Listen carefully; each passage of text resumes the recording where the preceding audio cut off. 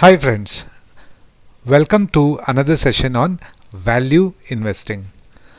Today we will be discussing a company called Titan Company Limited. Personally, this is one of my favorite companies as it deals in the evergreen business of gold.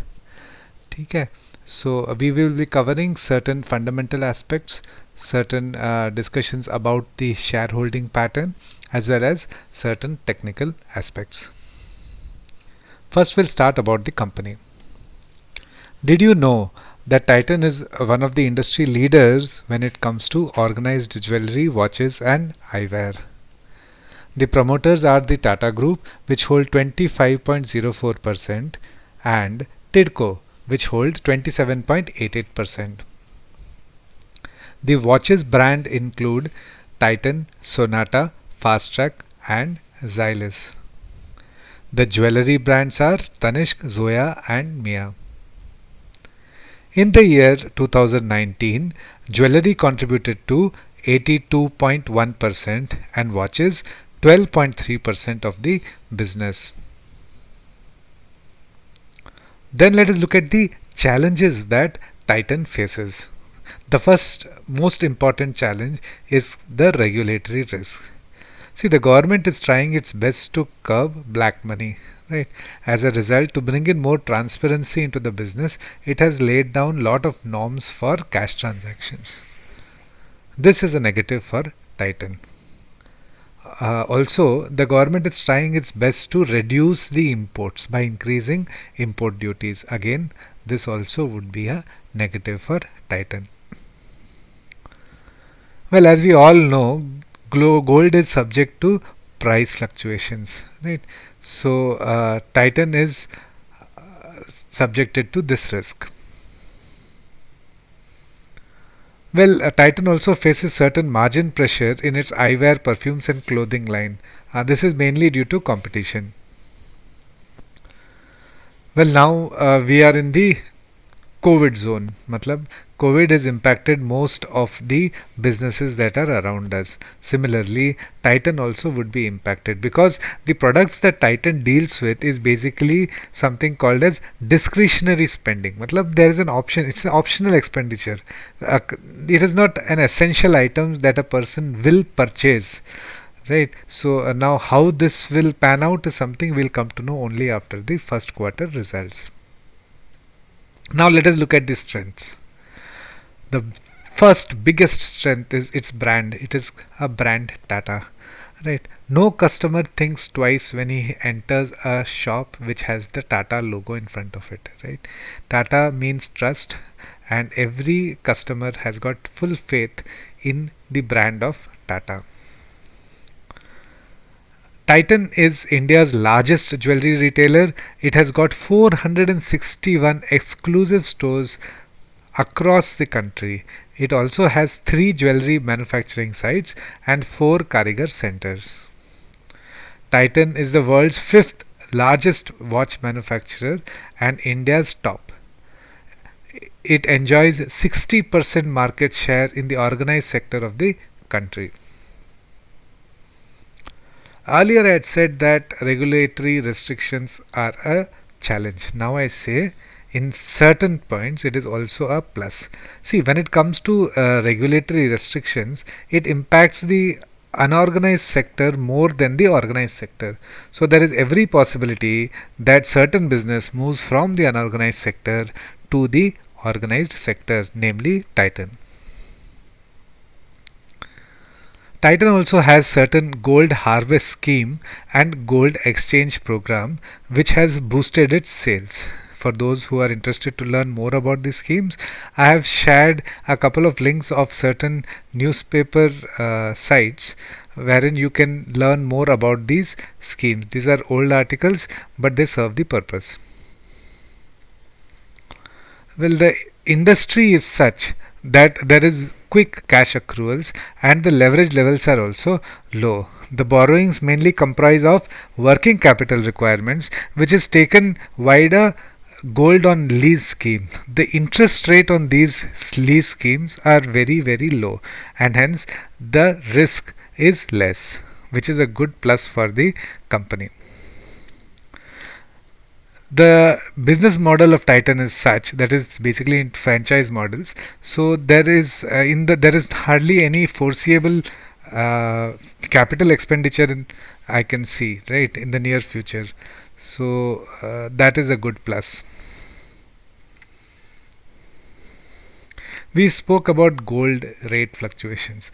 Well, Titan has got a very strict hedging policy, and hence that risk is negated. Now let us look at the financial data. Right. So this is the core for every decision. How is the company performing? The first thing that I have to bring to your notice is that I have compared only data of 2018 vis-a-vis 2019. I have ignored 2020. Reason being 2020, the March month has the COVID impact, and hence 19 and 20 are not comparable. So let me look at 2018 and 2019. The operating income of the company has increased by 22.7%. The profit after tax has increased by 25.88%, which is really good. The operating profit before depreciation, interest and tax and other income is almost the same. There is a small negligible change, but that too towards an increase, so which is good, right? So it remains close to 10.8%. The return on capital employed has also increased slightly, which is good. The interest coverage ratio has increased a lot from 29.96 to 38.29, which is very good. Okay. So if you go to any banker and ask him what is the interest coverage ratio you are looking at, he would say 4. Now this is a company which has got 38.29, which is way more than the minimum interest coverage ratio that the bankers look at, right? So that itself says that it's a very safe company. Debtors days is 7.76 days. Well, that indicates that the company realizes its debts within 8 days. That is what it's saying. See, but when it comes to Titan, the kind of business model that they have, actually this is irrelevant, because you'll never buy gold on debt, right? It is always on cash basis, so their debtors are bound to be less, right? So this is a irrelevant thing, but since it is part of the general fundamental analysis, I have kept it in this slide. Borrowings. Well, the borrowings have drastically increased. If you see, the borrowings have increased by almost 1000 crores. Okay, almost. The reason being, if you see, the inventory also has increased by almost to the tune of 1000 crores, isn't it? See, and I have already mentioned to you that the working capital requirement is what is the debt component of the company. So obviously, if the inventory is high, the borrowings also would be high. Fixed assets has increased by around 6.3%.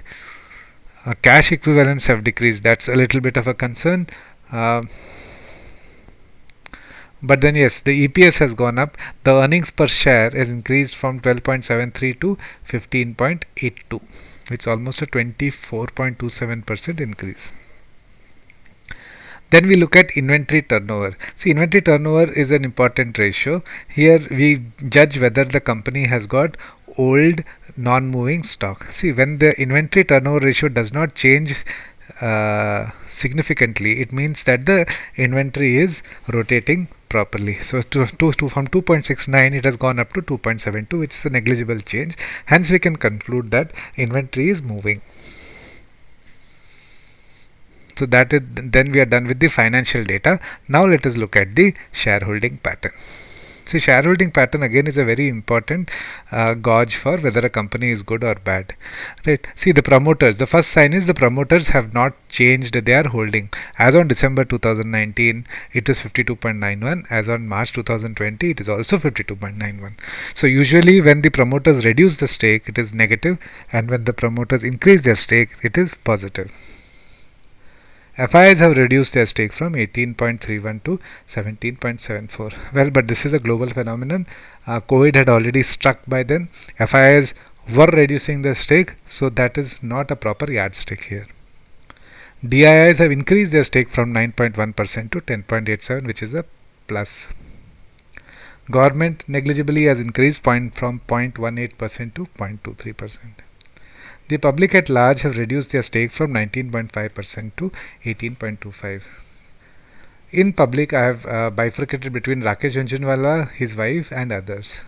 So Rakesh Jhunjhunwala and his wife have reduced their stake. Rakesh from 5.27% it has reduced to 4.43%, and Rekha Jhunjhunwala's stake reduced from 1.42% to 1.1%. Well, there was a lot of hue and cry when Rakesh Jhunjhunwala reduced his stake. It says, "Has Titan lost its shine?" Well, I don't agree. Rakesh Jhunjhunwala made a lot of money in Titan. It is a multi-bagger for him. At some point of time, he had to book his profits, and he chose this to be the right time to book some part of his profits, which is nothing wrong. It's a normal investing cycle, right? Others, that is the small investors, have reduced their stake from 12.81% to 12.72%. This actually is a positive. You'll ask me why. See, if I say that the others have reduced, it means that the big investors, that is the promoters, FII, DII, government, plus Rakesh Jhunjhunwala, have increased their stake, isn't it? So the others category is the category which do not take an informed decision. They go by just news flows. They are not experts. A large chunk of them, right? I'm not saying all of them, but a considerable chunk of the others are people who are just going by emotions, right? But informed and with experts, the decisions are being taken by promoters, FIS, DIS, government, and somebody like a Rakesh Jhunjhunwala. So their stake has increased. That is why the stake of others have reduced. So which is a positive for the company. Now let us look at some technicals. Well, this is the chart of Titan. If you see the chart somewhere in the end of May has broken its 50-day moving average, right? Till that point of time, the 50-day moving average was a resistance. Then later on it broke it and it went up. Now the 15-day moving average will act as a support. Okay. So any normal trader would want to purchase Titan close to its support, which is it's almost close to its support right now. So it's a good time to buy. And the next resistance would be the 200-day moving average, which is somewhere close to 1100. Now we look at the Bollinger Bands. Bollinger Bands also tells you the same story. The current market price is close to its support, and the resistance is somewhere close to 1000. So I can conclude that Titan is a good share to have in your portfolio, both fundamentally as well as technically. Let me also clarify that this is my opinion based on my analysis of the data. In case you have another opinion, you can kindly put a comment in the comment section and we can have a discussion. Thank you for watching. Have a nice day and happy trading.